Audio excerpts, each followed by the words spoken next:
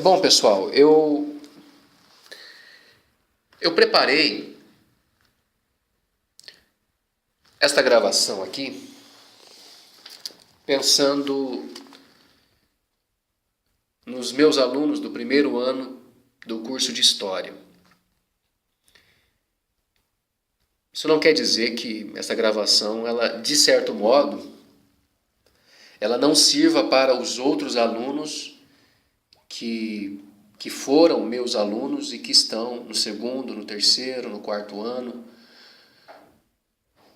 ou que já saíram da faculdade e estão fazendo outra coisa, que estão seguindo suas vidas, enfim. E é claro que na internet, já que esta gravação é uma gravação pública e está disponível aqui pelo SoundCloud, para todo aquele que quiser ouvi-la. Então eu acho que você tendo acesso a essa gravação, naturalmente, ouvindo aquilo que eu estou falando aqui, você pode tentar aplicar algumas dicas de estudos que eu acredito que são interessantes, que são válidas e que, pelo menos para mim, têm funcionado nos últimos tempos, sobretudo nos últimos anos, ou até nos últimos meses, né? No último ano, ano e meio, enfim, de modo mais evidente mesmo, né? Então, eu preparei aqui essa gravação pensando justamente aqui nos alunos do primeiro ano do curso de História, porque é ali, no primeiro ano, que nós encontramos maiores dificuldades para fazer leituras de qualidade, para aprender cada vez mais, para absorver, na verdade, o conteúdo daquilo que nós lemos. Quando você pega, por exemplo, um texto de 30 a 40 páginas, a dificuldade que aparece ali é grande, né? Por uma série de razões, nem sempre nós conseguimos absorver de modo satisfatório o conteúdo de um texto e mais o conteúdo de um livro. No primeiro ano é mais difícil você pegar o conteúdo, pegar também a sequência e a própria estrutura do livro. Ou seja, é mais difícil você compreender o que um autor está escrevendo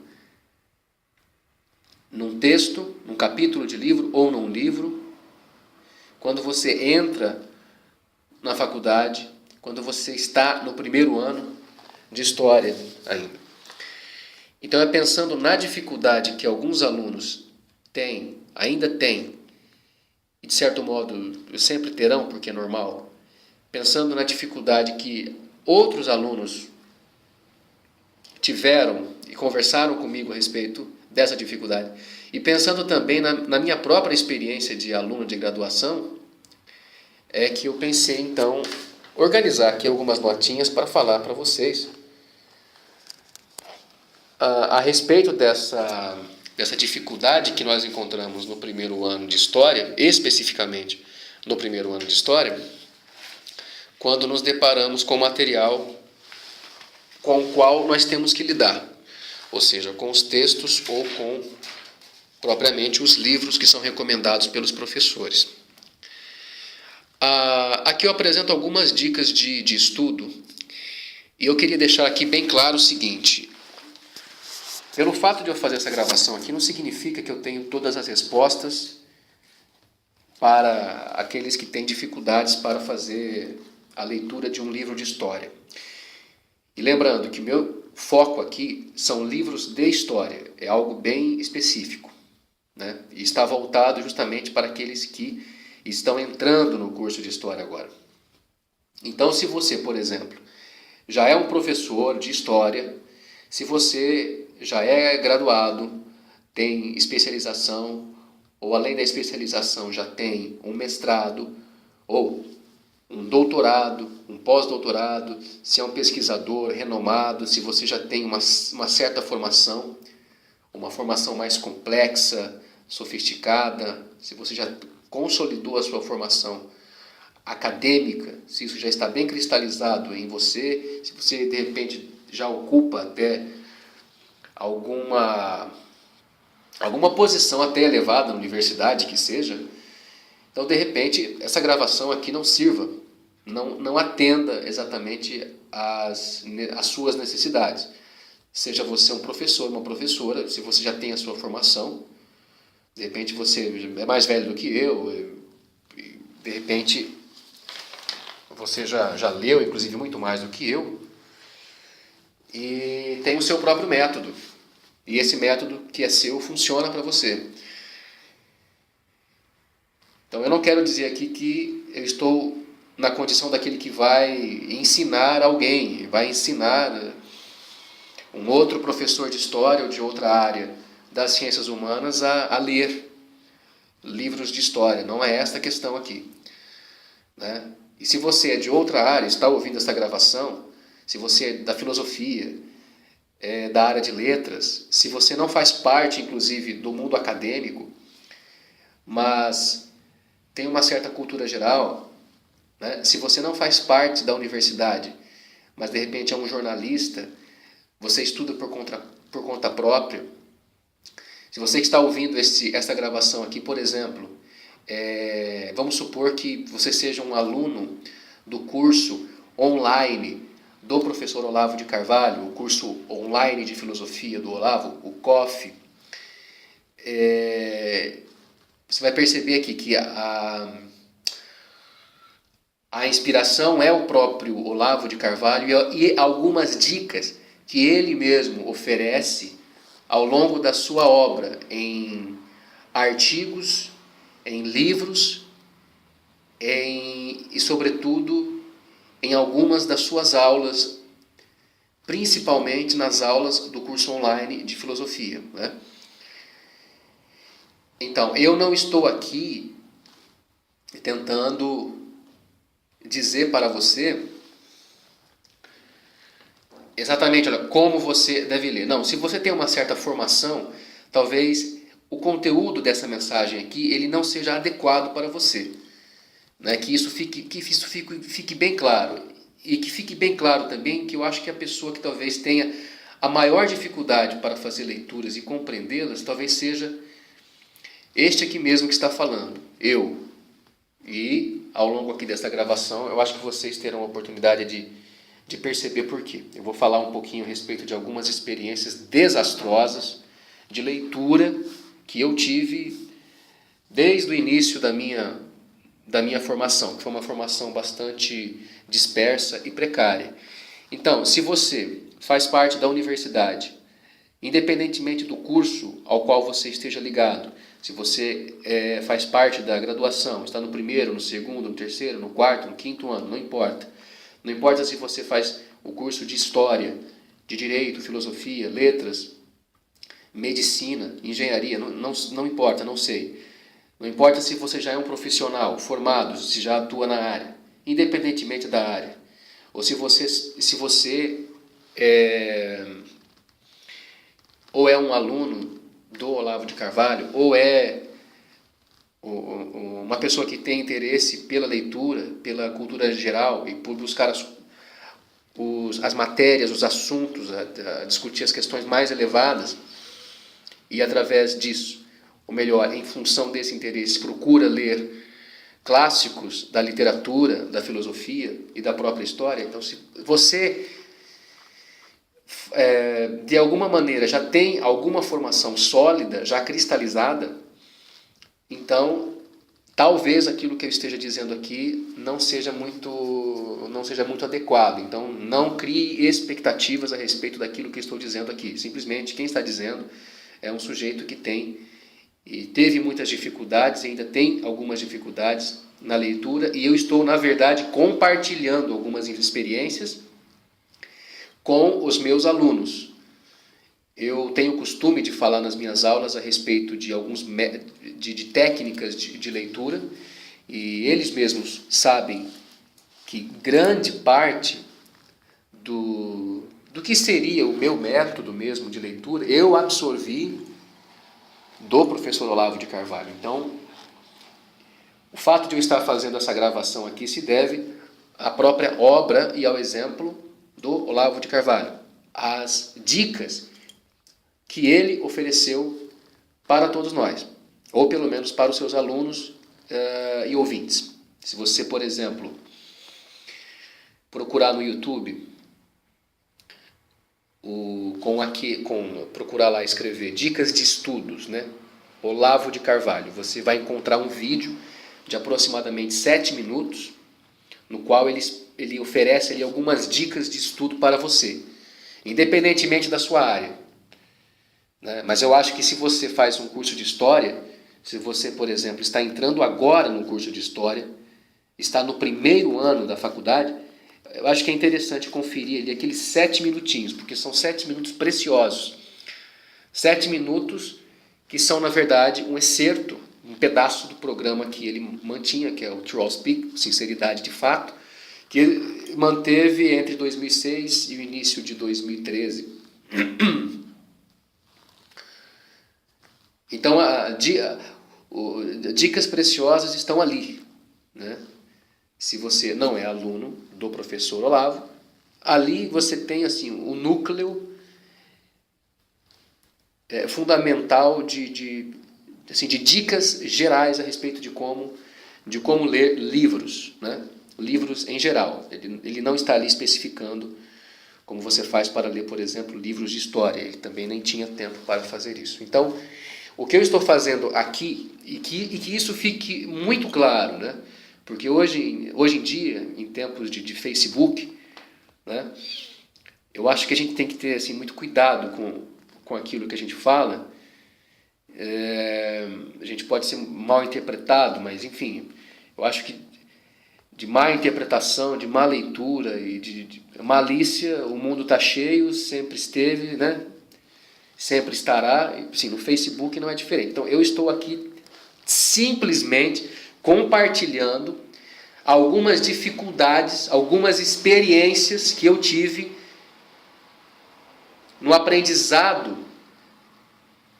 de algumas pequenas técnicas de leitura que eu aprendi, sobretudo e fundamentalmente, com o professor Olavo de Carvalho. E eu, então, depois, ao longo desses 4 ou 5 anos,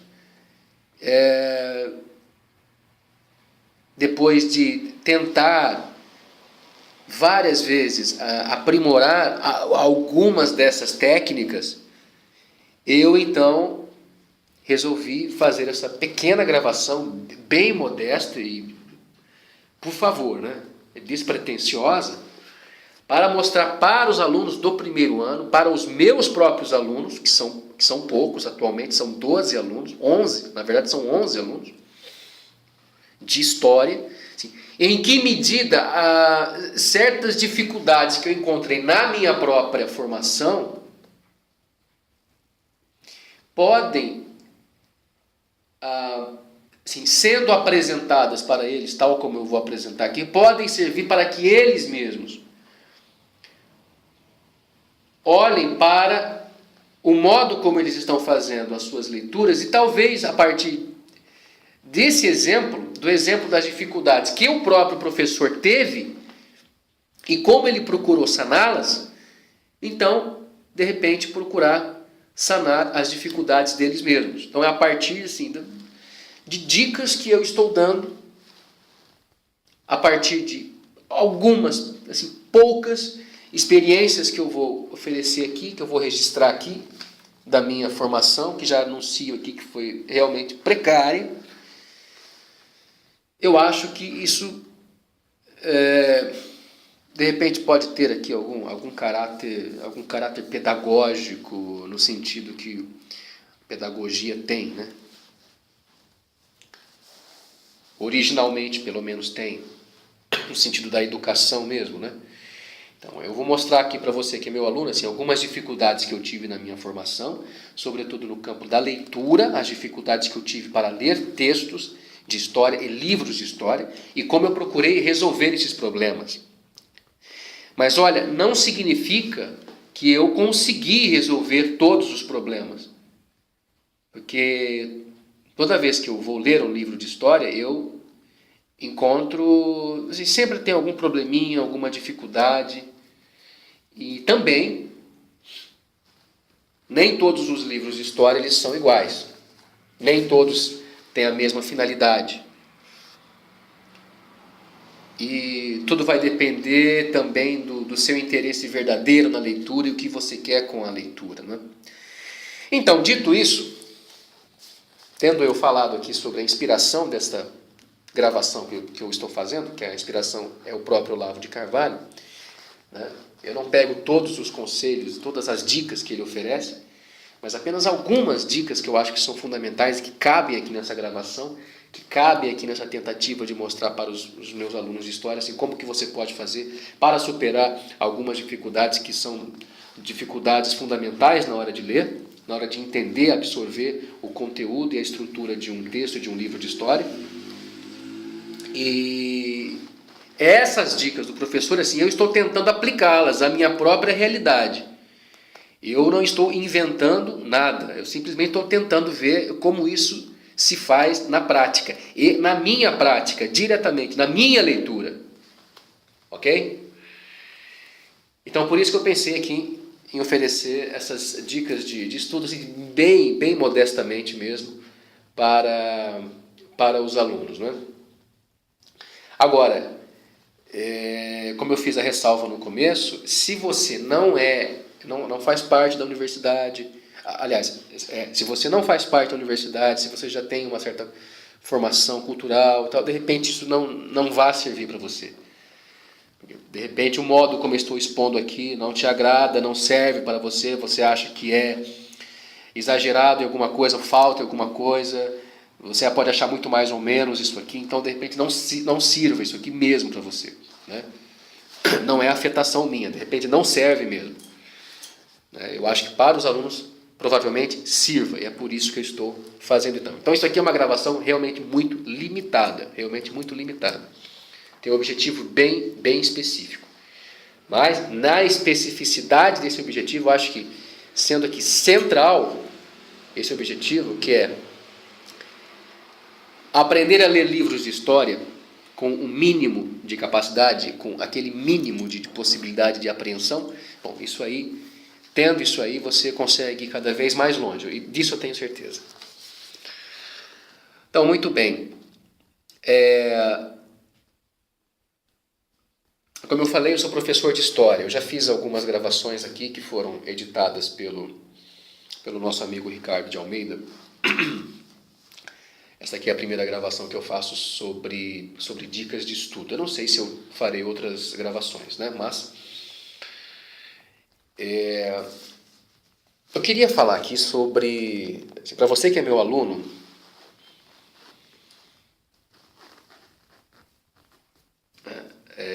eu não sei exatamente como que o aluno assim, imagina o professor de história, sobretudo o professor universitário de história, né? Mas eu acho que ainda há um certo respeito, uma ideia, uma certa noção de distância em relação ao professor, ao conhecimento que ele tem e tal. Eu sempre tive isso, pelo menos. Mas assim, eu não sei se os alunos, eles de repente imaginam as dificuldades que um professor teve na sua formação. Porque ser professor é algo que você, como diz, vai sendo, você vai se formando, né? E nesse caminho você tem assim, muitas dificuldades. Então eu queria falar aqui, antes de falar sobre algumas técnicas de leitura de livros de história, algumas dificuldades que eu mesmo tive enquanto estudante na minha formação. Eu nunca li muito, né? Eu nunca tive o costume de ler muito.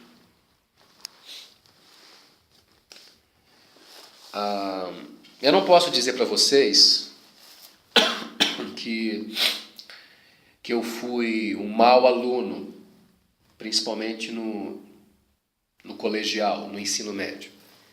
Não, em algumas ocasiões eu fui um aluno, sim, como se convém considerar, dentro das escolas públicas e particulares, eu cheguei a ser até um bom aluno, né? Em alguns momentos eu não fui, em algumas matérias não. Por exemplo, matemática, eu lembro que no terceiro ano,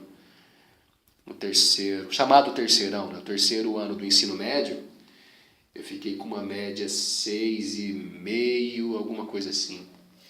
Química 6,7. Inglês eu fui terrível, fiquei com 6,3, né? Mas fui bem em história, geografia, né?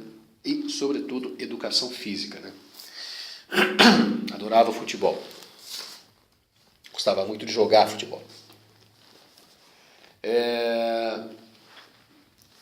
Então, eu tive momentos medianos, momentos bons, alguns momentos ruins, como acontece com todo estudante. Agora, até os meus 18 anos, quando eu cheguei à faculdade, na verdade eu cheguei à faculdade com quase 18, 17 para 18, faltava 2 meses para eu completar 18 anos.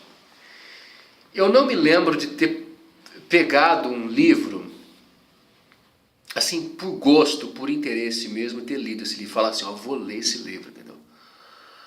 Eu realmente não me lembro de ter chegado numa estante de qualquer biblioteca, ou mesmo em casa, porque minha mãe era professora.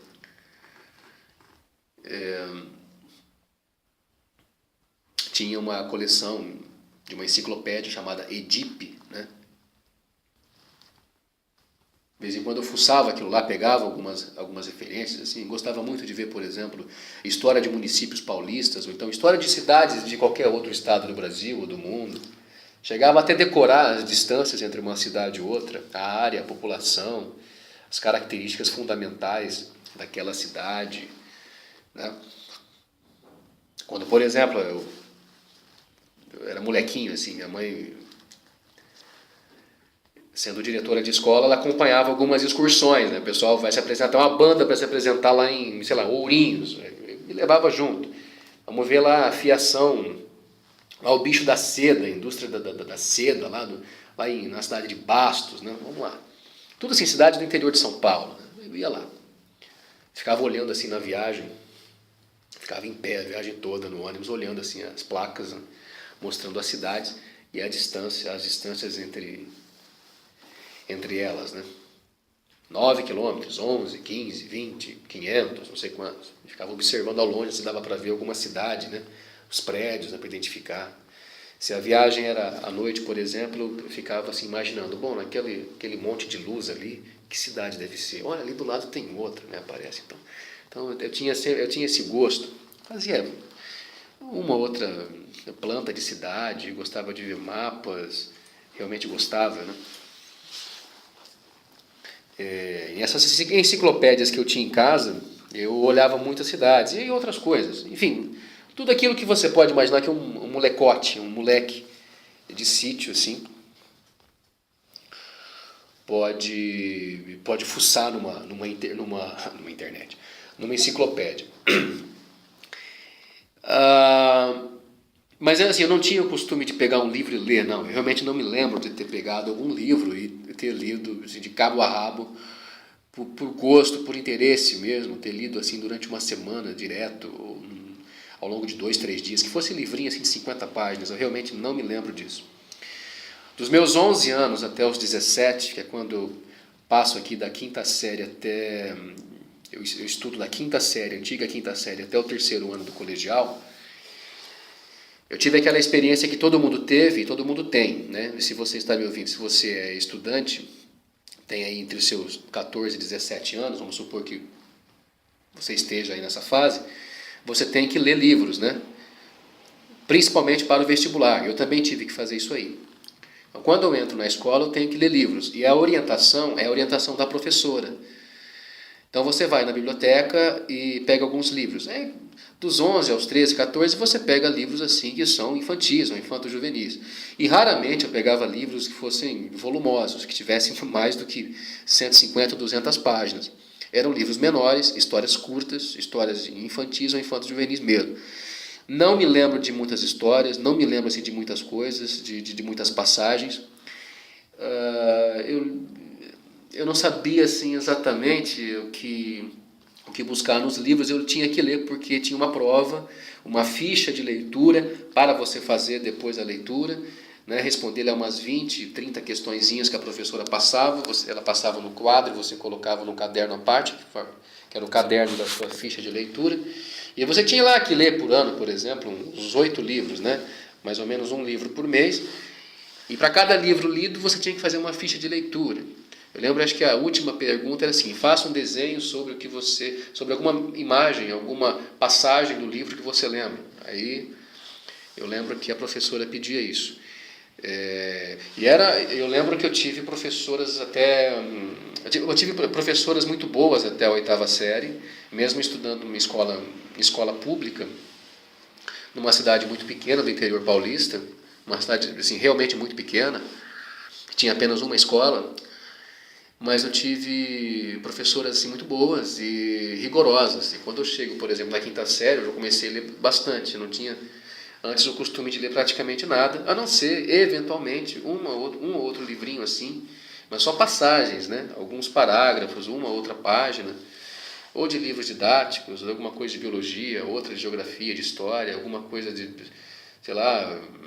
Uma vez eu achei, por exemplo, um livro comemorativo dos 50 anos da minha cidade, um livro que era de 1900 e não sei quantos. Eu achei aquilo maravilhoso, né? Também tinha o costume de ouvir a rádio local, observar quais eram os últimos melhoramentos que estavam fazendo na cidade, acompanhar, de certo modo, o crescimento, digamos assim, o progresso, o avanço da cidade, do município. Então, aquilo que dizia respeito à política, à economia, a administração da cidade, para campanhas políticas eu gostava. Mas eu tinha um problema, eu não lia, né? Eu não lia livros mesmo. Tanto é que, por exemplo, eu observo a formação de brasileiros ilustres, de escritores, de formadores de opinião, jornalistas, filósofos, historiadores, enfim, e algo que é comum na história de vida, na biografia dessas pessoas, é que elas tinham um gosto muito grande pela leitura e confessam isso, dizem que a leitura era a grande companheira deles, eles tinham o costume de ler, liam de madrugada, acordavam lendo, tinha que esperar, sei lá, no hospital para ver a avó que estava doente, levava um livrinho e lia. Tem espera no carro aqui, enquanto eu espero meu pai no carro e ir até o mercado ou a farmácia, eu fico lendo, né? Ou lia no ônibus, ou lia na biblioteca pública e tal. Eu olho assim para mim, eu não tive isso aí não. Eu não posso dizer para você, olha, desde cedo eu lia. Não, eu não tinha o costume de ler, não. Livros? Não tinha. No colegial, por exemplo, dos 15 aos 17, nesses 3 anos, nós somos obrigados a ler os livros que vão cair no vestibular. E até pela questão da falta de formação, até pela questão da exigência, da obrigatoriedade de você ter que ler o livro para fazer o vestibular, primeiro para passar de ano, porque você tem que ler para fazer as questões, fazer a prova, e ao longo do ano você tem ali a somatória de notas e depois o professor vai ver se você passou ou não. Mas em todo caso, o estímulo fundamental era assim, você lê, por quê? Porque depois, quando você chegar até o 3º ano, no 3º ano você vai ter que fazer o vestibular. Eu lembro que eu tive momentos muito desagradáveis na minha formação assim, adolescente, entre os 15, 17, 14, 17 anos, porque eu lia por obrigação, eu não entendia muito bem o que eu estava lendo, eu não tinha o costume de ler com o dicionário ao lado. Eu lembro que eu li uma vez, o máximo de tempo que eu consegui ficar lendo foi 1 hora, 1 hora e meia, umas 30 páginas do Triste Fim de Policarpo Quaresma, do Lima Barreto. Lembro também que eu li com muita amargura um ou outro livro do Machado de Assis, Memórias Póstumas de Brás Cubas. Eu lembro que o pessoal da classe inteira detestou, né? Eu lembro até que teve um amigo meu, que eu não vejo há muito tempo, que ele leu metade do livro, leu uma parte só do livro, e como a prova era no dia seguinte, ele não estava mais com saco para ler, ele deu uma amassada no livro, assim, uma dobrada, né, para fingir que tinha lido, né, porque se não me engano você tinha que devolver o livro depois, alguma coisa assim. Muitas pessoas pegavam resumo. Naquela época não tinha ainda o costume da internet, isso aí foi entre 2000 e 2002, né? Mas depois, quando apareceu, As pessoas de fato iam atrás de... Bom, até hoje fazem isso, né? Mas eu não me lembro de ninguém que tivesse o gosto pela leitura. Eu realmente não me lembro de pessoas assim, das minhas salas, das minhas turmas, que quando a professora pedia: vocês vão ter que ler agora Memórias Póstumas de Brás Cubas. Eu não lembro de alguém que falasse assim com alegria: que legal, vou ler Machado de Assis. Não, eu não me lembro. Eu não fazia isso, eu não tinha esse gosto, né? Eventualmente lia uma ou outra revista, Isto É, Veja, mas também eu lia por ler. Eu lia, mas eu não absorvia, né? A mesma coisa acontecia com livros de literatura. Então, esses livros aí na minha juventude, eles foram simplesmente passando por mim, eu não absorvi praticamente nada. Eu me lembro realmente assim, muito pouco, a leitura era muito dispersa. Eu lia assim, não querendo ler, lendo, assim, esperando o tempo passar assim, para ver quanto que eu li em tanto tempo, quanto falta ainda, quantas páginas faltam, quantas páginas que eu li, né? E até há pouco tempo eu tive esse problema, né? Há pouco tempo que eu me curei disso aí. Mas foi um péssimo hábito que eu desenvolvi, o hábito de tentar contar quantas páginas eu estou lendo em tantos minutos, em tantas horas. Isso aí realmente é totalmente improdutivo, é desaconselhável. Quando você faz isso, você se preocupa muito mais com o tempo de leitura, ou com a sua suposta produtividade na leitura, do que com o conteúdo mesmo do livro, com aquilo que o autor está dizendo. Então, eu tive essa formação muito precária. Para você ter uma ideia, em 2002, quando eu estava no terceiro ano do ensino médio, a professora de literatura pediu para que nós fizéssemos grupos, para que depois apresentássemos um seminário em função da leitura de um livro comum. Cada grupo teria, então, um livro. E cada grupo teria um livro assim de literatura nacional ou literatura portuguesa. Eu lembro que o meu grupo era formado ali por 3 ou 4 meninos. Era o grupo que deveria falar sobre os Lusíadas, a grande obra de Luís Vaz de Camões. E Luís Vaz de Camões é considerado até como um dos fundadores, digamos assim, da própria língua portuguesa, né? É um clássico da língua portuguesa e é um clássico da literatura ocidental. Eu não fazia ideia disso. E, bom, eu peguei o livro emprestado. Isso foi pouco antes das férias. E como a professora pedisse para que nós lêssemos o livro, eu peguei o livro e fui ler, né? Mas aí aparece a questão, aí aparece o problema, né? Qual era o meu método de leitura de Luís Vaz de Camões?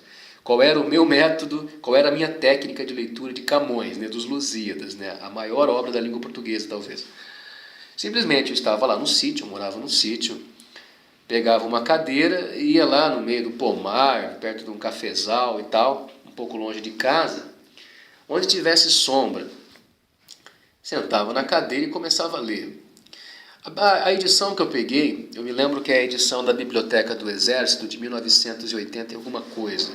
Ou é do início da década de 1980, ou é de finais da década de 1970. Em todo caso, se você quiser pegar essa edição dos Lusíadas da Biblioteca do Exército, a Bibliex, se não me engano, é uma edição realmente muito boa, tem muitas notas explicativas. E, se não me engano, é nessa edição que eles assim, apresentam a leitura, apresentam o texto, os versos de Camões, não no original, mas eles conservam as palavras, né, com um mínimo de modernização, digamos assim, né? Tentam conservar ao máximo, tentam ser fiéis ao máximo à estrutura mesmo da língua portuguesa, tal como falada, tal como escrita na época de Camões, no meio do século XVI, né? No Portugal daquela época. Então é uma edição, assim, pelo menos eu não sou especialista, né? Pelo menos eu considero uma boa edição, uma boa leitura, né? Um bom trabalho. Então eu peguei aquela edição, eu me lembro, que tem uma imagem de Camões, assim, né? Logo na capa, Os Lusíadas, enfim. Então eu pegava lá minha cadeira, ia até o pomar, onde tivesse um lugar, fosse um lugar mais adequado, e começava a ler. Eu passei acho que umas 2 semanas, 3 semanas lendo o livro. E como que eu lia? Eu pegava o livro e simplesmente passava os olhos pelos versos. E você sabe que você não pode fazer um negócio desse. Se você vai ler um livro de poesia, de poemas, você não pode fazer isso. Realmente não pode. Simplesmente ler e deixar que as palavras passem pelos seus olhos. Deixar que a leitura passe por você, né?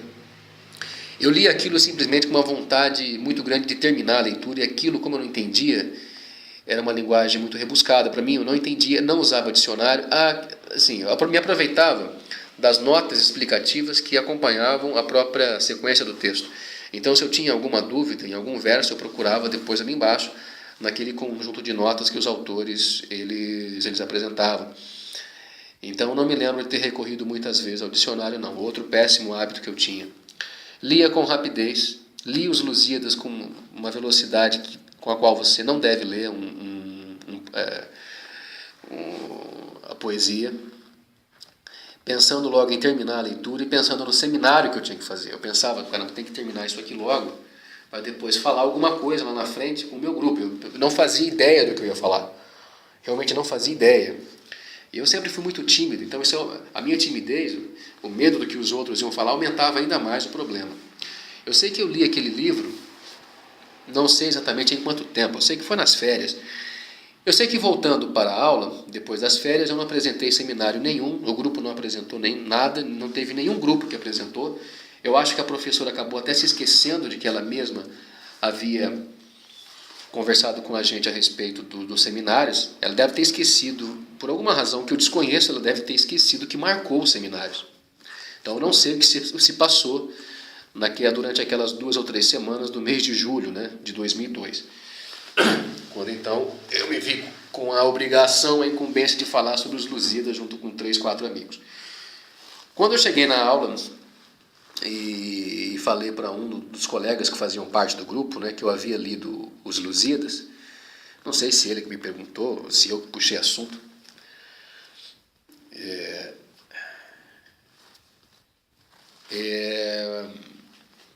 me perguntou, né, se eu havia pegado o livro, se eu havia lido e tal. Eu falei, eu li o livro, né? Eu peguei o livro na biblioteca aqui mesmo da escola e li o livro, né?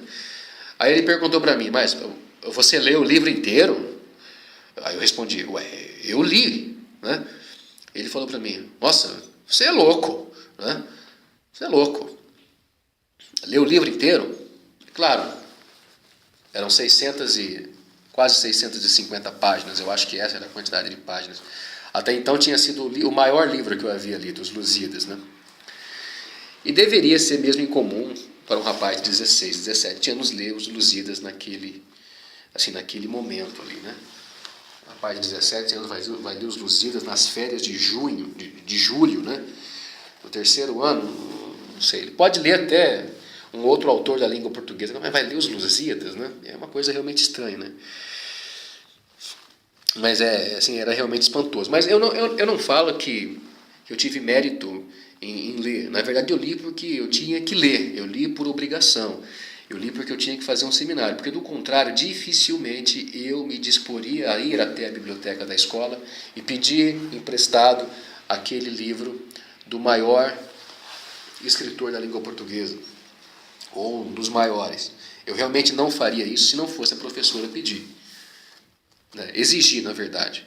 E ela acabou esquecendo e eu, se não me engano, acho que ninguém se deu ao trabalho de lembrá-la que ela havia marcado. Mas enfim, não importa agora. Isso que importa é o seguinte, né, se você me perguntasse assim, o que você poderia falar na época a respeito da leitura que você fez dos Lusíadas? A resposta é, olha, eu não poderia falar nada, porque eu realmente não entendi, eu não digo que não entendi nada, mas eu absorvi muito pouco.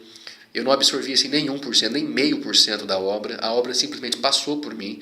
Como eu havia lido com uma pressa assim, desmedida, simplesmente lendo por obrigação para terminar logo, eu não absorvi a mensagem, não absorvi a história, não li meditando cada palavra, o som de cada fonema.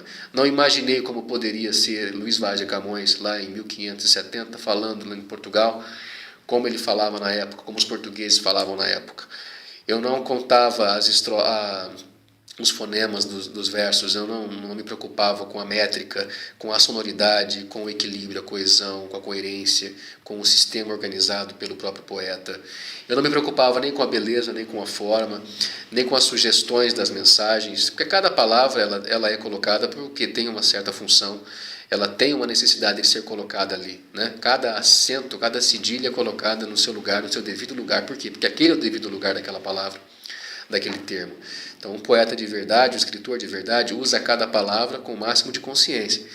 Então, eu não me preocupava com a música do verso, não me preocupava com a história mesmo. É claro que alguma coisa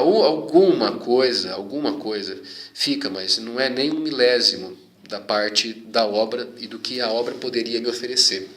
Ou seja, eu desperdicei completamente a leitura que eu fiz dos Lusíadas, né? Eu tive em mãos um clássico da língua portuguesa, um clássico da literatura universal e desperdicei simplesmente.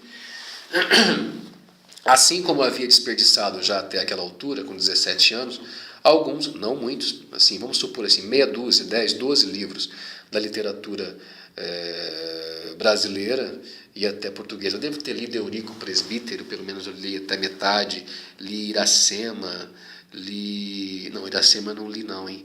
Li o Guarani, li até a metade também, né? Mas eu li realmente com essa cabeça, com essa preocupação de terminar logo a leitura, né? Lendo por obrigação, sendo uma coisa chata, né? E é aí que eu entro assim numa outra questão, né? Quando você não tem o costume de ler, quando você se acostuma com a ideia de que a leitura é uma obrigação, quando você se acostuma com a noção de que a vida de estudos ela é uma vida de calvário, de obrigações externas, né? Como se alguém tivesse imposto para você, você vai estudar, esse aqui é o seu castigo, né? Essa aqui é a sua obrigação. No final do dia você tem que produzir tanto, depois me mostrar, me apresentar. Então, quando você se acostuma com essa ideia da obrigatoriedade do estudo, da obrigatoriedade da leitura, como se fosse uma coisa naturalmente chata, sem sentido, não é? Então aí quando você não vai ter vontade de ler. Eu acho que no meu caso isso foi assim a níveis realmente muito, muito drásticos, né? Muito profundos, porque até hoje eu me ressinto disso aí, né? Até hoje. Então por isso que eu não havia lido praticamente nenhum livro por conta própria até os 18 anos, ao chegar à faculdade. Eu acho que, tirando um ou outro livro de literatura infanto-juvenil que eu encontrei na biblioteca da escola, numa ou outra escola pelas quais eu passei, eu acho que o único livro mesmo que eu peguei assim com gosto, com real interesse, foi uma biografia do Francisco Rossi, candidato a governador do estado em 94 e 98. Em 94 ele chegou a ficar bem na frente do Covas e depois ele perdeu. Em 98 ele também concorreu, mas acabou ficando em terceiro, quarto lugar. Eu lembro que, por razões que não vêm ao caso, eu torcia, eu gostava do Francisco Rossi, né? Tinha até aquele jingle lá, jingle de campanha, Francisco Rossi para governador, né? Nesse que a gente pode confiar, etc. Só procurar no YouTube que você vai encontrar isso. Enfim, não sei por que cargas d'água, como dizem, eu acabei tomando nas mãos aquela espécie de biografia do Francisco Rossi, feita pelo Hélio Gaspari. O Hélio Gaspari é um jornalista brasileiro bastante famoso, conhecido, principalmente por ter escrito aquela sequência de livros, aqueles livros sobre a história da ditadura militar brasileira, o regime, período militar brasileiro, né? Com os títulos da literatura, a ditadura escancarada, envergonhada, encurralada, enfim. E o Hélio Gaspari escreveu então essa biografia aí do Francisco Rossi. Eu lembro que, como eu gostava de acompanhar a política na época, eu torcia pelo Francisco Rossi, veja só, né? Eu me lembro assim de algumas passagens do livro, né? Mas esse é talvez um único que eu me lembre, dentre meia dúzia de livros que dos quais eu me lembro alguma coisa, até os meus 17, 18 anos. Isso aí, se você pensar assim, olha, um escritor, um profissional, um professor, tal, ele pelo menos na sua juventude, ele leu alguns livros, né? No meu caso, olha, eu não li, não. Eu realmente tive uma formação deficitária, muito precária nesse sentido, né? Por alguns vícios mesmo, algumas manias que eu adquiri. E veja, quando eu chego à faculdade, em 2003, quando eu chego ao curso de História, isso aí se mostra de modo terrível para mim, porque eu tive muita dificuldade para aprender o conteúdo dos textos que eu lia. Porque na faculdade o esquema é mais ou menos assim. Você chega à faculdade num curso de História, você vai fazer o curso de História, você tem à sua disposição ali uma série de textos que ficam na reprografia, dos quais você se serve. Você paga lá um tanto e pega o texto, né? Você paga as cópias. 30, 40 cópias em média, às vezes 20. Às vezes um professor até chega a colocar um livro inteiro, né? Mas ele trabalha com esse livro durante mais de uma aula, ao longo de mais de uma aula. Mas nós temos hoje o costume de deixar esses extratos de textos, né?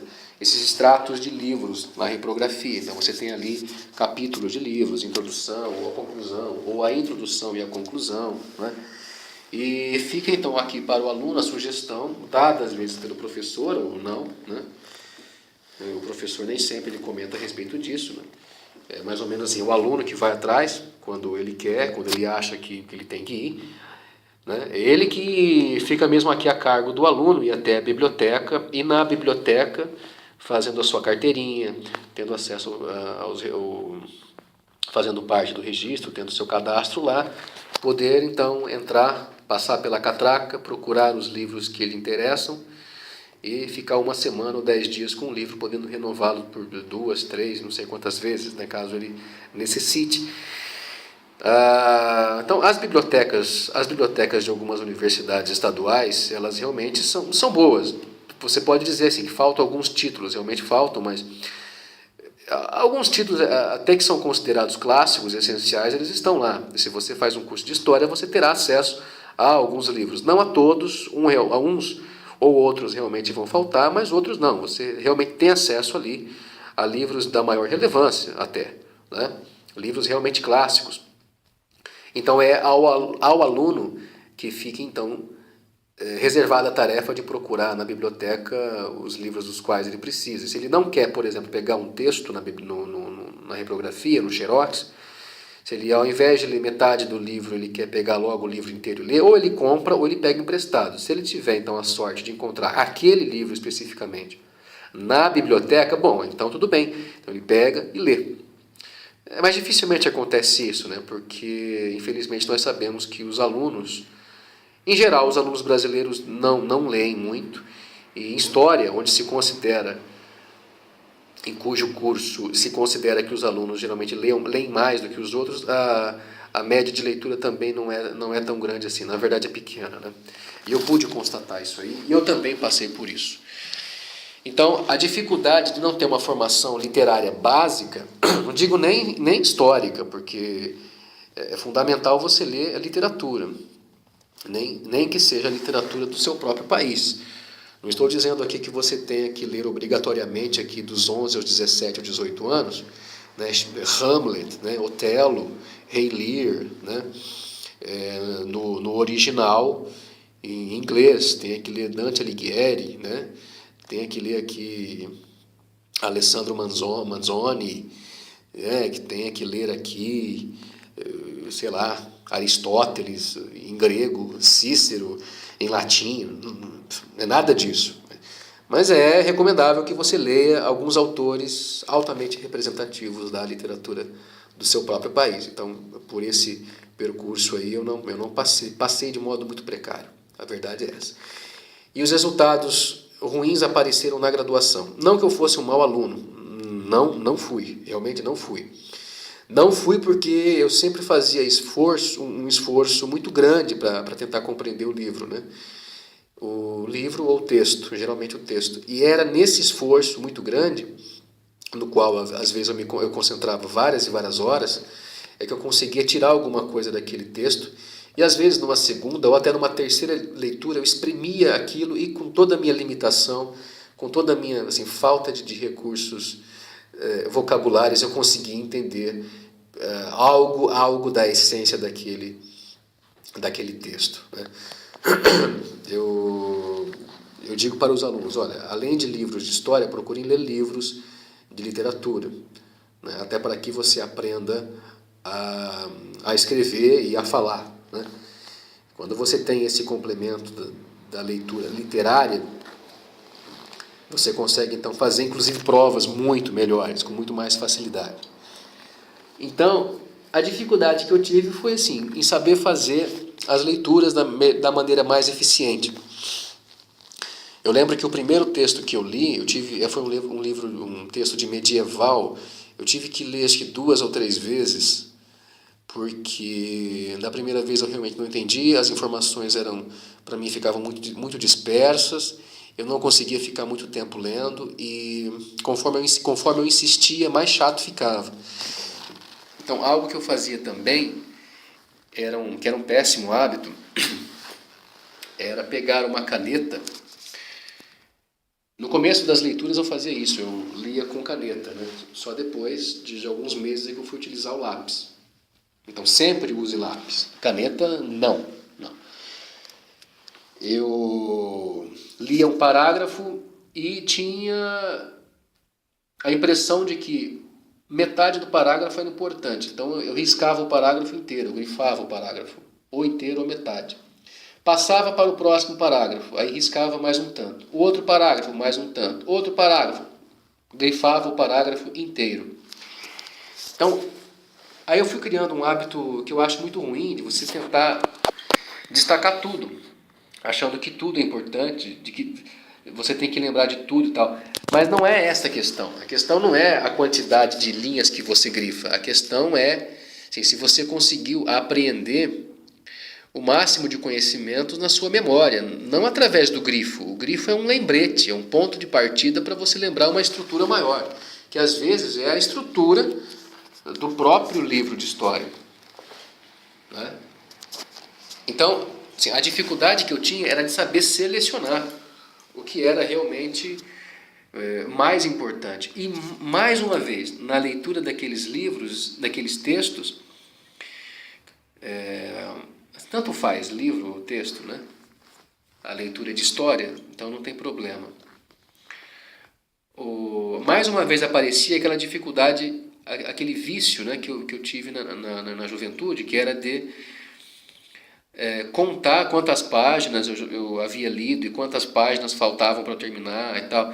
Não que você não deva fazer isso, não, mas você não deve ler pensando nisso. Isso não deve ser um elemento fundamental da leitura.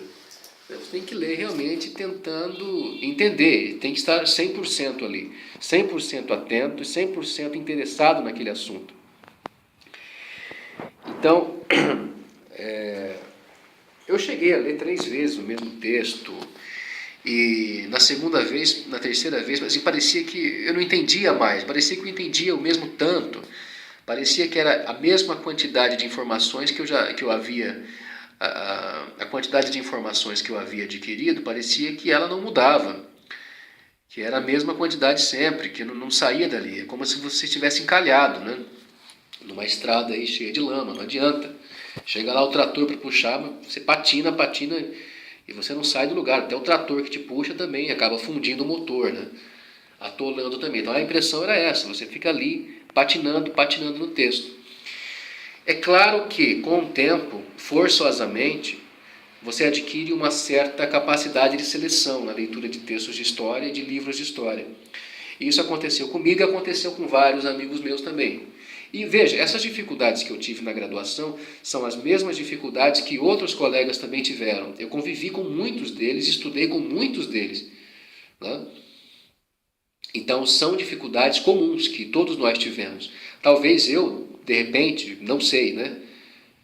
Pode ser algo até pretensioso da minha parte, mas talvez eu tenha tido uma dificuldade até superior a de algumas pessoas.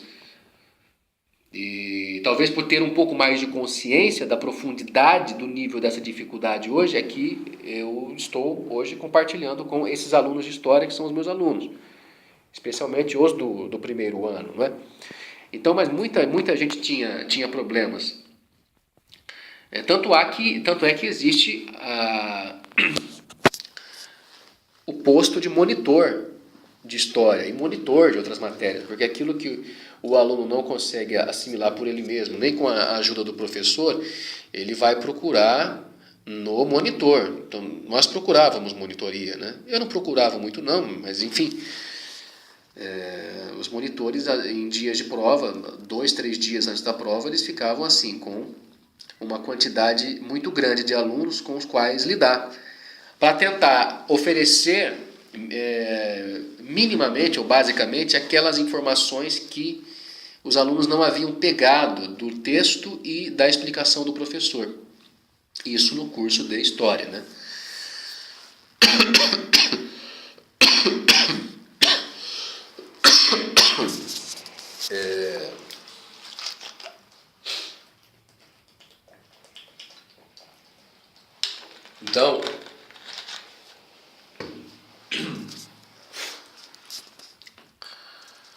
Então, essa dificuldade não era apenas minha, era uma dificuldade quase que geral.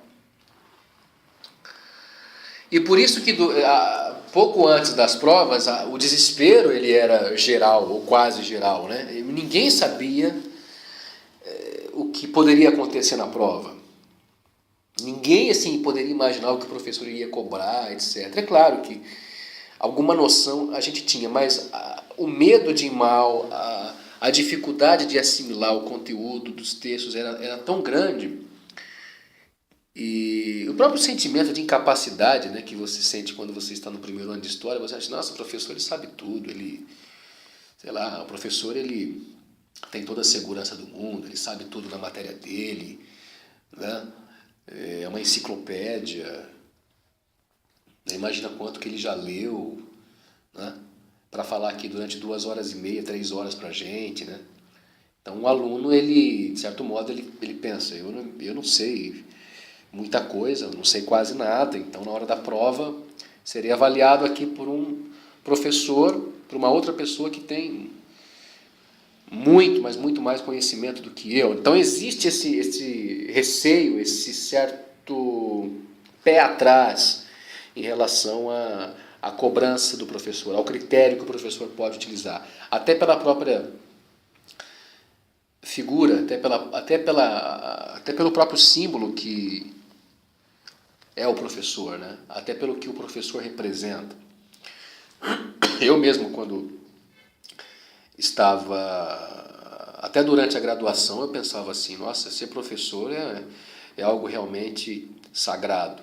Ser professor é algo muito elevado, é uma espécie de sacerdócio. É claro que eu não formulava dessa maneira, não tinha vocabulário para dizer isso dessa maneira, mas era a minha percepção, né? A imagem do professor como aquele que segue realmente uma espécie de sacerdócio, né? Aquilo que Olavo de Carvalho chama de apostolado leigo. Então eu pensava assim, para o professor entrar aqui na sala e falar tudo isso durante, sei lá, que fosse 1 hora e meia, né? Porque às vezes nós tínhamos aulas que duravam 1 hora e meia, porque o dia era picado, né? Por exemplo, das 7h45 até as 9h20, nós tínhamos uma disciplina, aí depois das 9h45 até as 11h20, 11h15, nós tínhamos outra, com outro professor. Por mais que demorasse 1 hora e meia a aula, eu pensava assim, nosso professor, ele deve ter lido muito, deve ter refletido muito na vida dele para chegar aqui e falar durante 1 hora e meia, né? Quiçá 2 horas e meia, 3 horas, sem parar com a gente, né? Falando aqui frases completas, com um encadeamento aqui de parágrafos, porque o professor profissional, o professor mesmo de verdade, ele fala como se estivesse escrevendo um texto, né? Não diretamente, a correspondência não é direta, porque quando você faz a transcrição da fala de um professor, você realmente tem que fazer ali alguns acréscimos, mudanças, tem toda uma técnica específica de fazer aqui a transcrição e o melhoramento posterior da transcrição em forma de livro, né? Texto mesmo, né? Para ser eventualmente publicado. Mas no caso do professor, o professor de verdade, um professor que tem alta capacidade didática, pedagógica e que tem profundo conhecimento na matéria e tem aquele conhecimento básico da cultura geral, ele fala em forma de parágrafos, em forma de páginas, é como se ele falasse em forma de texto. Então esse falar em forma de texto, então esse falar de modo pedagógico, didático, altamente convincente e seguro, sempre me chamou a atenção. Eu sempre pensava assim, o professor para fazer isso ele tem que ter um altíssimo conhecimento. Não só um altíssimo conhecimento, mas experiência de vida. Eu imaginava assim, nossa, quantas coisas esse professor ele conheceu, por quais lugares ele passou, quantas pessoas ele conheceu, como deve ter sido o mestrado, o doutorado dele, né? Ainda numa época em que a gente imaginava que o doutorado era uma vida, né, dedicada ali àquela função primorosa, né, de construir uma tese, né, como se assim, a tese fosse... E de fato é, claro que é, não estou dizendo que não é, mas imaginávamos assim, o doutorado como algo realmente cercado de uma aura também desse apostolado leigo, né? Olha aqui a minha obra, né? Temos aqui centenas de páginas que condensam o meu conhecimento na matéria, né? Essa aqui é a minha contribuição para a academia, para a ciência, para o conhecimento da sociedade, enfim. Então tudo isso passava pela minha cabeça desde quando eu estava aí na época do ensino médio. Eu imaginava, nossa, o que um professor precisa saber para chegar aqui e falar isso, né? Inclusive na época de seminários eu ficava muito nervoso, tinha uma timidez terrível, né? E às vezes eu compensava a minha timidez com uma linguagem toda artificiosa e no mais das vezes arrogante, né? Então, às vezes quando alguém me via apresentar um seminário assim, eu falava daquele jeito meio que impulsivo, às vezes até meio que aos trancos, né? Cheio de gestos e tal. Muito vivo, assim, intenso, alguém poderia pensar, nossa, até que ele fala bem. Não, mas aquilo ali era o revestimento de um desespero, né? É o disfarce de um desespero, de um nervosismo, de um medo de estar ali na frente, né? Então, olha, você que é meu aluno, você que está no primeiro ano de História, tenha certeza, eu entendo você, viu? Não se preocupe. Eu sei o que é apresentar um seminário e sei o que é apresentar um seminário no primeiro ano de História, no primeiro ano do curso de História. Então, eu posso imaginar o que passa pela cabeça de um aluno do primeiro ano de História quando ele é, então, obrigado a fazer um seminário, né? Então, eu tive que fazer uma interrupção aqui. Eu não sei se será preciso editar ou não, mas em todo caso eu falava sobre seminários, né? Então, observando aqui a minha experiência com seminários, eu posso dizer para vocês, olha, eu sei o que é fazer seminários, quais são as expectativas negativas, qual é o desespero, a dificuldade de você ler e entender, né? Mas enfim, com o passar dos anos na graduação, assim, naturalmente você vai adquirir uma velocidade maior de leitura. Como aconteceu comigo e como aconteceu com outros colegas também. Mas ainda que você melhore um pouco a sua capacidade de absorção, isso não será tudo. Ainda que você melhore o seu grifo, a qualidade do seu destaque no texto, isso não será tudo, porque você pode destacar menos, mas você ainda pode estar destacando demais. E você pode ainda estar lendo de um modo que não favorece a sua apreensão, que não favorece o entendimento mesmo das informações e a memorização daquelas informações. Porque você tem que ter o conteúdo sobre o qual falar. Você precisa ter a informação. A informação você tem quando você lê, mas nem sempre essa informação ela fica registrada na sua memória, né? Às vezes porque você usa técnica... Às vezes porque você usa técnica nenhuma, às vezes porque você usa técnica que não é muito produtiva, né? Eu lembro que quando eu comecei a ler com mais velocidade, eu cheguei a ficar feliz. Nossa, agora posso ler livros com mais rapidez. Mas isso não significava que eu estava apreendendo o conteúdo do livro.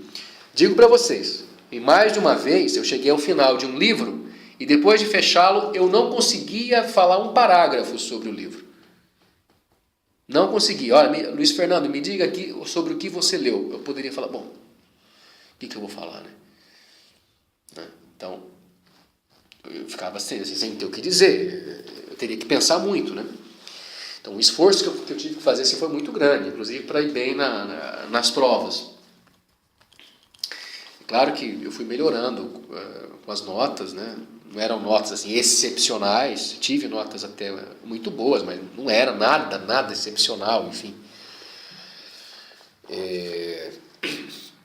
Mas o que acontece? Quando você, nesses tempos de graduação, né, sobre os quais eu estou falando aqui, quando você melhora o seu grifo, o seu destaque, quando você lê mais rápido, isso não significa exatamente que você melhorou a sua capacidade de apreensão do conteúdo de cada página. E é aqui que eu chego ao método em si mesmo, né? É aqui que eu falo mais mesmo sobre o como ler um livro de história. E veja, eu não estou dando aqui uma dica definitiva, é só um toque, é só uma dica básica que eu acho que tem funcionado para mim nos últimos anos. Tá? E eu espero que funcione para você que é meu aluno do primeiro ano do curso de História. Eu acho que pode funcionar, né? Pelo fato de eu estar tentando fazer isso comigo mesmo, no meu próprio trabalho, e ter obtido um resultado que eu acredito que é satisfatório, que eu passo isso para você agora. Então, uma ou outra dica para você ler um livro de história, né? Assim, dicas básicas. Em primeiro lugar, você tem que ler com real interesse naquilo lá. É claro que quando você chega ao primeiro ano do curso de História, você lê com o peso da obrigação, porque o professor mandou, ou pediu. O professor não manda, né? Ele simplesmente está no programa. Há livros que nós selecionamos, desses livros selecionamos um outro capítulo, um outro excerto, às vezes selecionamos o livro inteiro, etc. Mas você vai lá e pega os textos, os autores que o professor selecionou. Muito bem. Então, essa obrigação é natural, né? Não significa que isso deva se transformar num peso insuportável, num castigo, entendeu? Ninguém está aqui disposto a te castigar. É claro que há dificuldades no curso de História e no primeiro ano do curso de História, mas não é impossível de você passar por ele, não é impossível de você apreender o conteúdo dos textos, aquilo que os autores estão escrevendo. Então, aquilo que seria a obrigação de ler é simplesmente o senso de dever. É aquele senso de obrigação para com a sua vocação, para com a sua, não apenas a sua profissão, porque a profissão, aquilo que expressa o seu ramo, a sua atividade profissional, ela é uma expressão de uma vocação já realizada, que já está se realizando, se materializando através de uma profissão. Então, ter esse senso de obrigação, esse senso de dever, esse senso de responsabilidade, é ter o senso de responsabilidade para com a leitura dos textos em história. Isso é básico. Assim, se você ainda não tem isso, talvez com o tempo você tenha. Mas quem sabe? Nós não sabemos, de repente, estamos aqui no primeiro ano do curso de História. Não, nós sabemos que há pessoas que desistem. Desistem porque não se encontram no curso. De repente a vocação dela é outra, isso é super normal. Mas estando aqui, eu tenho como ponto de partida, como pressuposto, que você está aqui porque você realmente deseja e aqui você se encontra, aqui você acha que você pode se encontrar e desenvolver, pelo menos no nível básico, a sua vocação ou as suas vocações. Então a profissão ela deve ser expressão da sua vocação. Ela deve estar ligada, atada a ela. E dizem, né, que o historiador ele lê muito, né? Talvez leia até mais do que outros profissionais. Eu não sei, eu realmente não sei se o historiador, estudante ou professor de história, na verdade somos todos estudantes, sempre, né, até o fim da vida, mas eu não sei se o professor de história, o estudante de história, ele realmente lê mais do que outros profissionais das ciências humanas, ou até de outras áreas que não sejam as chamadas ciências humanas ou humanidade. Na verdade, Eu acho que para você ser um bom profissional, para você ser um bom intelectual, digamos assim, de um nível elevado, você tem que ler o máximo que você puder. E ler, se possível, de tudo, adquirir cultura geral, em literatura, na medida do possível, em filosofia, história, né? Direito, né? Em alguns casos até em história das religiões ou religiões comparadas, né? Como o professor Olavo de Carvalho, em cuja área ele se dedicou durante muito tempo. Enfim. Se você é historiador, você lê bastante, mas um filósofo, para ser um filósofo de verdade, tem que ler muito também, tem que ler de tudo. Ele tem que ler aquilo que o historiador lê e tem que ler mais ainda, tem que ler realmente de tudo, tem que ler todo tipo de revista, ver o máximo de filmes, ler muita literatura, muita história mesmo. Né? Tudo que interessa o gênero humano, a história humana. Né? E se você é das ciências sociais, você vai ter que ler tudo, não apenas aquilo que diz respeito à sua área propriamente dita, a sua área em termos profissionais. Se você faz parte da letras, mesma coisa, departamento de letras, da área disciplinar profissionalmente chamada de letras hoje em dia nas universidades, você terá que ler não apenas literatura, mas terá que ler história, filosofia e assim por diante. Então, assim, a obrigação de ler não é a obrigação do castigo, mas é a obrigação do senso do dever, do senso da obrigação. Tá? Então você tem que ler com esse senso de dever, esse senso de responsabilidade, porque a leitura ela faz parte do processo de conhecimento. Se você não lê, você realmente não existe enquanto historiador. A leitura é tudo ou quase tudo. Né?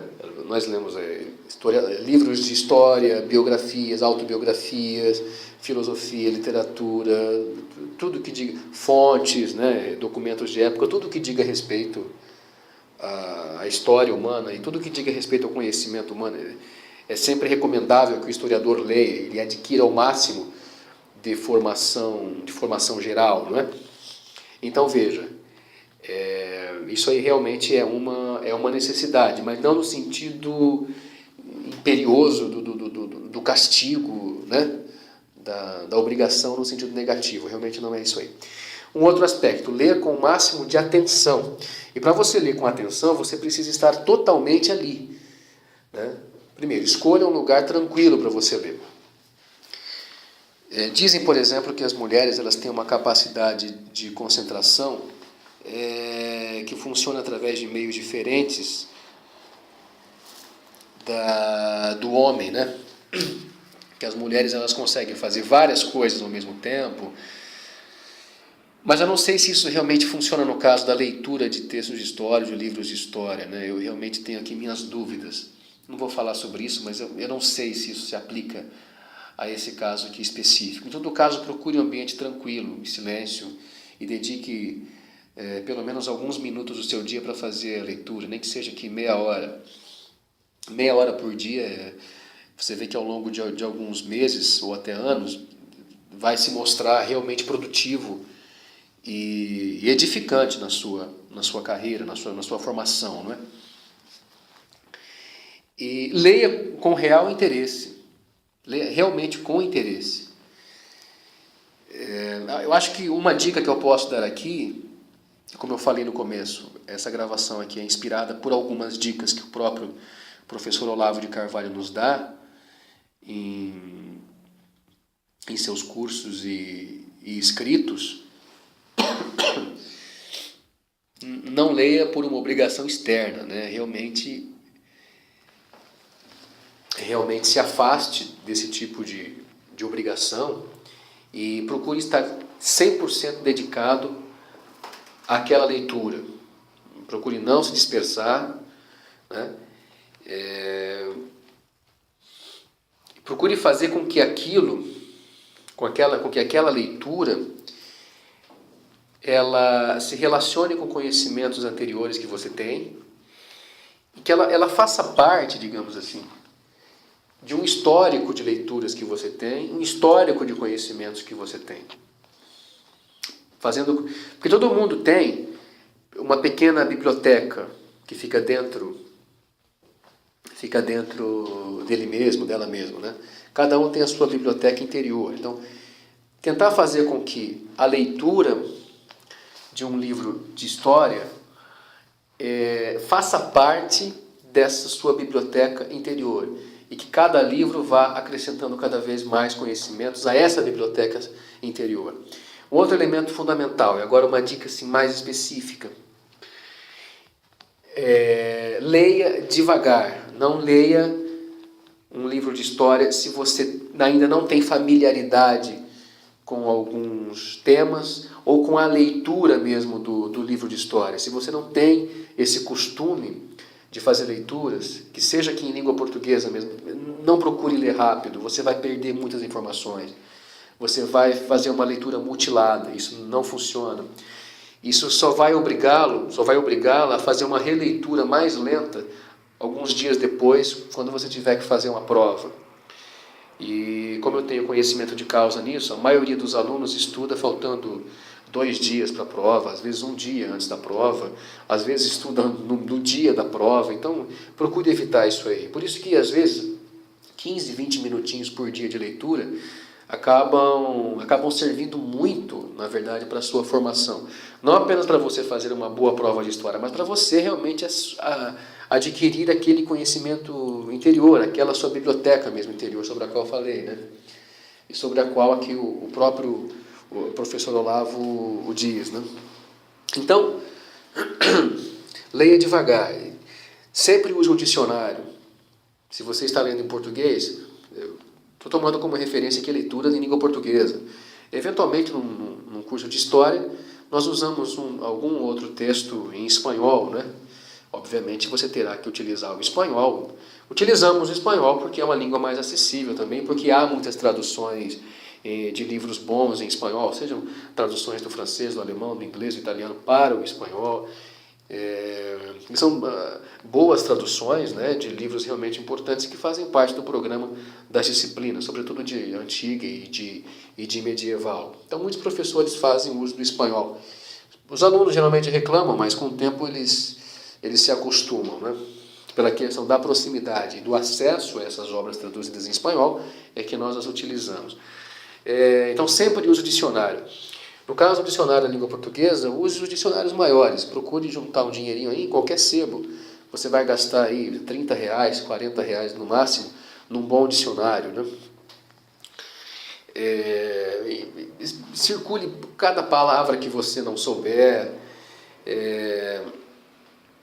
Realmente circule, não deixe passar nada, não. Procure esclarecer cada palavra e também nomes, né? Nomes de pessoas, lugares que você não conhece, circule e vá procurando. No começo é difícil, mas você vai se acostumando. Porque ao passo que você vai destacando essas palavras, você vai memorizando pouco a pouco. E você monta o seu vocabulário, incrementa o seu vocabulário, aumenta a quantidade de palavras que você já sabe. Então, na próxima vez que você abrir um outro livro de história ou ler um outro livro de história, né, sendo em língua portuguesa, você com certeza vai ter mais facilidade para ler, você vai lê-lo com mais fluência, você fará menos interrupções do que você fez anteriormente, parando ali página por página para procurar uma ou outra palavra que você não entendeu, que você desconhece ou que você esqueceu. Uma outra dica, leia, além de ler devagar, além de usar sempre o dicionário, leia com um lápis na mão, sempre, não use caneta. Quando eu comecei a fazer grifos, eu estragava os meus textos, eu cheguei até a rabiscar livros, né? Realmente ficou muito feio. Mas assim, eu raramente fiz isso, foi só no começo mesmo que eu fiz isso aí. Mas não use, não, faça com lápis mesmo, né? Você pode apagar depois uma ou outra passagem, porque para alguns livros você faz uma segunda leitura, até uma terceira leitura, dependendo da situação, né? Talvez uma outra gravação eu fale sobre isso, sobre a releitura.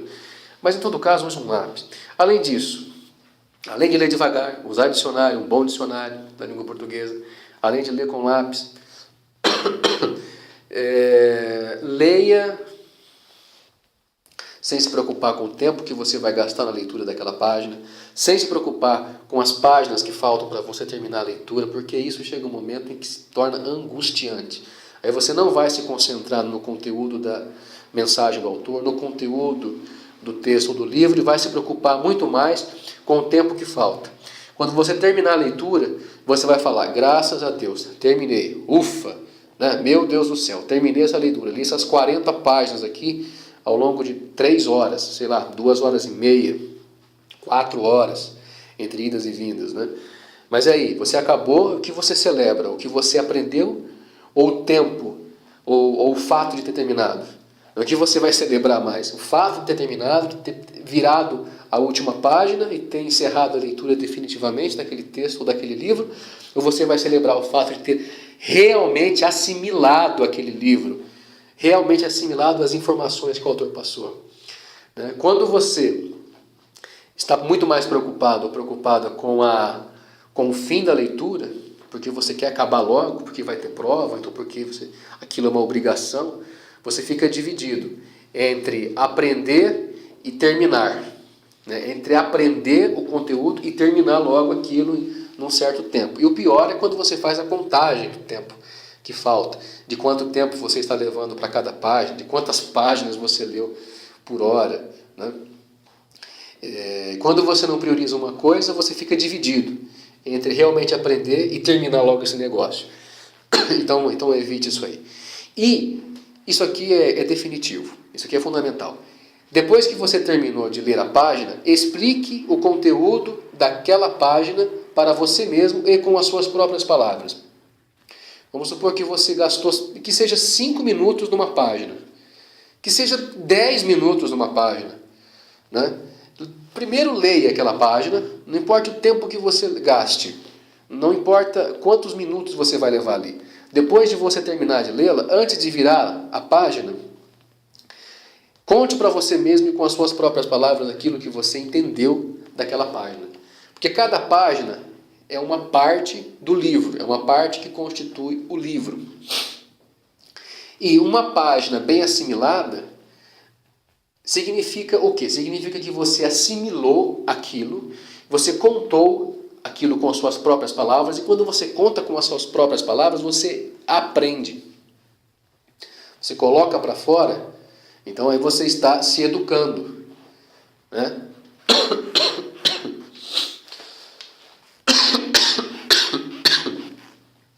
Quando eu conto para mim, com as minhas próprias, quando eu conto para mim mesmo, ou para outras pessoas, com as minhas próprias palavras, aquilo que eu aprendi, aquilo que eu ouvi de alguém, aquilo que eu vi, ou aquilo que eu li, eu estou reforçando aquilo que eu já vi, aquilo que eu já li, aquilo que eu ouvi de alguém, eu ouvi num filme, por exemplo. No caso de uma página, a mesma coisa. Então, ao transmitir a mensagem do autor com as suas próprias palavras, é você que está falando ali. Mas o conteúdo é o do autor. A sequência é a apresentada pelo autor. É o autor que está ali. Mas é você, com a sua própria maneira, com as suas próprias palavras, que está expressando aquele conteúdo. E quando você faz isso com as suas próprias palavras, expressando com elas, do modo mais próprio, do modo mais íntimo e verdadeiro possível, aquilo que você entendeu do autor, então você está aprendendo, ok? Está realmente aprendendo. E essa é mais uma dica que o professor Olavo nos dá.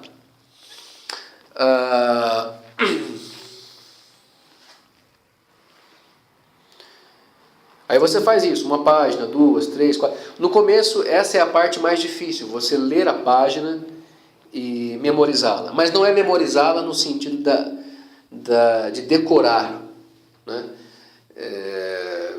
Falar decora aqui, que seria falar de cœur, do coração, falar com o coração. Não significa, tem 2 significados, pode significar decorar no sentido que nós conhecemos, mais tradicional, de falar literalmente aquilo que está escrito, como está escrito, Ou você falar, aí sim, com o seu coração, com aquilo que você assimilou e está expressando de acordo com as suas próprias palavras. Então tem esse significado. Então, nesse sentido, você explicar o conteúdo de uma página com as suas próprias palavras significa falar sobre essa página de modo decorado.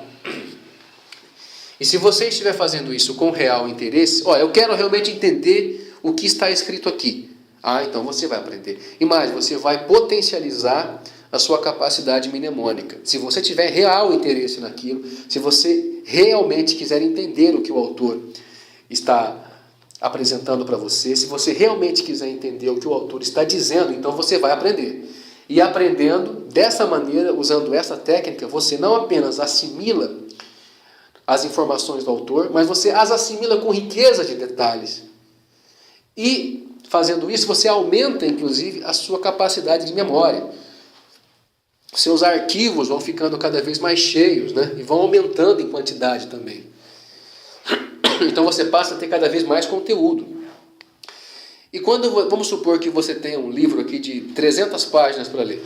Se você seguir essa técnica, quando você chegar na página, 40, 50, 60, você terá já tomado consciência de uma certa ordem interna do livro. Você terá percebido uma certa estrutura daquela obra. Algo daquela estrutura você terá percebido e você vai contar com aquela estrutura. Você já leu ali, 50 páginas, então você já sabe mais ou menos o que é que o autor quis dizer, não apenas com aquelas páginas que você já leu, mas você já sabe, de alguma maneira, você já vislumbra, de alguma maneira, o que pode ser o livro na sua completude, na sua plenitude, na sua estrutura. E você conta com isso até o final. Não significa que você já descobriu do que se trata o livro. Não, mas você já captou uma certa noção geral do que pode ser aquele livro, do que ele pode significar, de quais são as mensagens principais, de quais são os objetivos principais do autor, de qual é o tema e quais são os assuntos que formam esse tema. E a hierarquia de informações que você vai formando, ela é natural. Ela é realmente natural, porque quando você quer aprender, você forma naturalmente uma hierarquia. Essas informações são mais importantes do que outras. Essas aqui são mais importantes, são mais relevantes. Essas aqui não são tanto, essas aqui são menos ainda. Mas todas elas se irmanam, se coligam numa estrutura maior que é o próprio livro. E descobrir qual é o fio condutor, que realmente une essas partes diferentes do livro, esse é um dos grandes desafios da leitura de um livro de história. Eu acho que você tentar memorizar cada página, não no sentido propriamente descritivo e sequencial, porque isso vem naturalmente. Às vezes, fazendo esse tipo de exercício, você vai perceber que algumas frases elas aparecerão na sua cabeça, você vai lembrar de algumas frases. Talvez não no primeiro livro você tenha essa experiência, mas de repente você começou a fazer isso no primeiro, terminei, vou para o segundo, terceiro, usando sempre essa técnica. Aí de repente lá no 10º livro você já começa a se lembrar de frases, ou até de parágrafos, você começa a lembrar de palavras que estão naqueles parágrafos, de nomes, de lugares, e não é nada forçoso. Quando você se lembra do título do livro, você se lembra de passagens daquele livro. Isso é possível, isso é realmente possível. E o que pode te ajudar muito é a memorização também de versos, de poemas, Realmente memorizar no sentido de decorar, no sentido que todo mundo entende, ou que a maioria das pessoas entende. De decorar, por exemplo, os versos dos Lusíadas, que eu li muito mal na minha adolescência. E hoje, relendo, eu vejo realmente, assim, eu posso contemplar, se não toda a grandeza da obra, mas eu posso ver uma parte dessa grandeza que eu nunca vi. Então, sempre ler com o lápis na mão, ler no ambiente tranquilo, na medida do possível seguro, calmo, com um mínimo de barulho, de preferência sem barulho, lendo a princípio devagar, para você entender. É claro que depois de um tempo, depois do primeiro livro de história que você lê, fazendo esse exercício, quando você pegar um outro livro de história, você vai ler com um pouco mais de rapidez, aí vem outro, você lê mais rápido e por aí vai. Mas não é propriamente a velocidade da leitura que importa, né? Mas é o que você absorveu. E ler realmente contando, depois da leitura de cada página, aquilo que você entendeu de cada página, sempre com um bom dicionário ao lado. Uma outra dica, você tentar imaginar as situações que são descritas pelos autores nos livros de história que você lê. Se imaginar na Grécia Antiga, em Roma, no período medieval, né? Se imaginar, por exemplo, em qualquer situação, em qualquer época, como que seria a sua vida ali. Porque o livro de história, às vezes, se aproxima de um livro de literatura histórica, né? O livro de história não é um livro de ficção, mas existe uma narrativa, né? E a narrativa histórica, pelo menos em alguns historiadores, ela se assemelha muito à narrativa literária. Então, há autores que realmente contam histórias no sentido cronológico, temporal mesmo, né? Alguns historiadores escrevem quase que em forma de romance, e uns fazem realmente maravilhas com isso, né? Mas você lê o livro de história assim como se fosse um livro como se fosse um romance, eu acho que é uma boa também. É realmente muito bom, porque eu vou tentar se imaginar na pele daqueles personagens, daquelas pessoas que realmente existiram, né? Se imaginar ali, naquela situação específica, fazendo aquilo que aquelas pessoas fizeram, tentando se imaginar ali, imaginando as cenas, tendo as imagens, né? Por exemplo, você está lendo ali sobre o período do fortalecido crescimento urbano, do momento de florescimento da economia medieval entre os séculos XI e XIII, principalmente na região ali da França. Você imagina ali, em algumas cidades, muitas igrejas, muitas catedrais foram construídas, né? Naquele estilo gótico maravilhoso. Então você imagina a catedral, imagina os vitrais, imagine você lá dentro, imagine a cidade como era, as pessoas.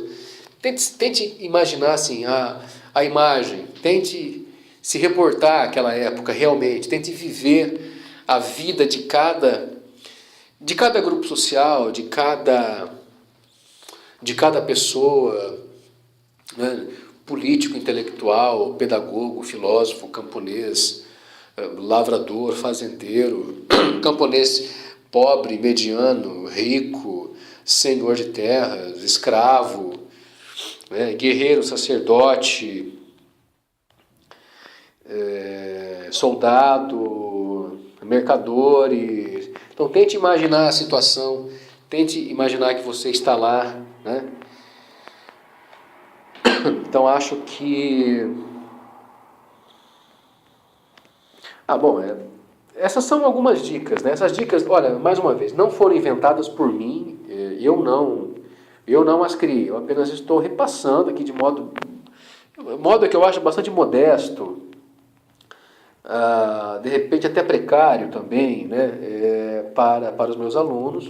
Eu espero que sirva, espero que essas dicas elas realmente funcionem porque elas têm funcionado comigo. E uma outra coisa também que é um outro resultado que eu acho formidável de você seguir, aplicar essas dicas, né? Essas técnicas à sua leitura de livros de história, é que seu conhecimento aumenta, a tua cultura geral aumenta. Então se você está lendo livros de antiga, medieval, né, e passa a ler outros livros de história também, contemporânea, Brasil, etc., você vai ter cultura geral, você vai ter uma formação que pouquíssimas pessoas no Brasil têm. E com essa técnica você vai absorver muito, muito, muito mais do que você absorvia antes. Digo para você, nos primeiros 30 minutos fazendo isso, a impressão que você tem é de que você já leu um livro inteiro, que tamanho o esforço que você tem que fazer, mas, em tamanha é a quantidade de informações que você absorveu. Se você não tem esse costume, tente fazer isso aí. Num primeiro momento, cansa. Né? Aqui outra dica, né? Se você cansou, não continua. Se você estudou durante meia hora e cansou, não continua. Vai fazer outra coisa, vai caminhar, vai lavar louça, fazer comida, né? Cuidar da casa, do marido, do esposo e tal. Vamos supor que você estude em alguns minutos de folga. Vamos supor que você trabalhe, sei lá, vai ver televisão, assistir um filme, qualquer outra coisa. E depois volte, estude mais meia hora ou mais 15 minutos, que seja. Não é porque você estuda só meia hora por dia que você vai estudar meia hora por dia pelos próximos 20, 30 anos. Não. É o ponto de partida. Com o tempo, a sua capacidade de assimilação, ela aumenta. Assim como o seu interesse pelo trabalho intelectual também vai aumentar. Então não force, não. É uma outra dica que eu dou aqui para vocês, tá? Se você vê que você cansou, ou está com muito sono e tal, vai dormir. Vai descansar. Né? Ou se você não está com sono, mas cansou, você está vendo que simplesmente as palavras estão passando por você e você não está assimilando tão bem. Então pare um pouco, vá fazer outra coisa, vai espairecer. Se distancie um pouco daquele aprofundamento intelectual. Se afaste um pouco daquele trabalho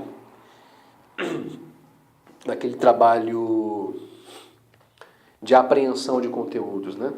Aí depois você volta. É esse trabalho de ida e de volta que é o trabalho de estudo. Em muitos casos, o nosso trabalho é assim mesmo, né?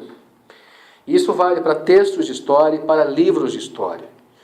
Talvez eu faça aqui umas outras gravações, eu não sei se eu vou fazer, talvez eu faça, né? Explicando melhor isso aí, caso não tenha ficado muito claro. Até porque é a primeira vez que eu faço uma gravação sobre essas dicas de estudo. E como eu mesmo falei, são dicas que o professor Olavo de Carvalho deu em algumas aulas. Né? Eu não estou aqui reproduzindo de modo algum o conhecimento do professor Olavo de Carvalho. Não é isso, de modo algum, por favor. Eu apenas estou aqui muito modestamente tentando compartilhar com alguns alunos meus, que foram meus alunos e que são meus alunos, principalmente do primeiro ano, compartilhar algumas experiências, algumas delas negativas, outras positivas. Experiências negativas que eu tive no passado recente e experiências que eu acho que são positivas. Ou seja, estou pouco a pouco assim, aprendendo a estudar, eu acho. E aprender a estudar a gente continua. A gente vai...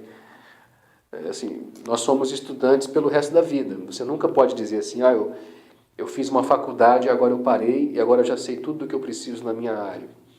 Não é assim que funciona. Né? Professor não pode pensar assim, historiador não pode pensar assim. E essas técnicas elas têm que ser praticadas sempre, de preferência assim, todos os dias.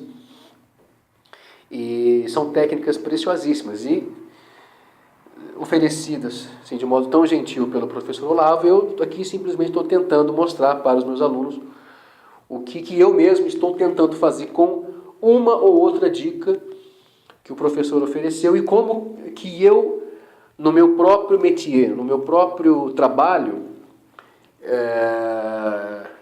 eu tenho colocado essas técnicas em prática e o que tem acontecido. Né? Uma coisa é fato, se você tentar fazer isso, né? Se você tentar fazer o básico disso que eu falei aí, considerando aqui minha própria experiência, que eu acho que até a experiência de algumas pessoas, porque eu conheci muita gente na graduação também que teve esses problemas, né? Eu não falo assim apenas tomando como referência a minha própria experiência de dificuldades na leitura, né? Mas muitos colegas de turma e de outras turmas também, e alunos que eu conheci que tiveram as mesmas dificuldades, ou outras dificuldades relacionadas. Né? Não estou aqui falando só sobre a minha própria experiência nesse sentido. Mas se você procurar fazer isso aí, eu acho que você terá êxito, né?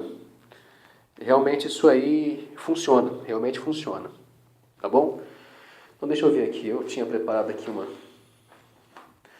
algumas notinhas, eu acho que é isso mesmo, Depois eu vou pedir aqui para o Ricardo de Almeida colocar no ar. Aí vocês podem conferir no Facebook, ok? com mais calma. Então, são apenas algumas dicas, são apenas algumas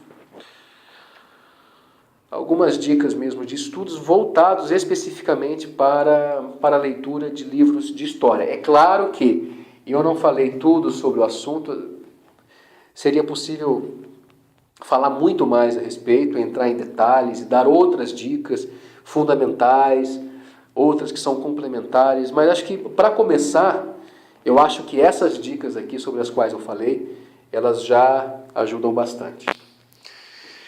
Então, mais uma vez, obrigado, gente, um abraço e até a próxima gravação, caso eu faça uma outra gravação sobre este mesmo tema.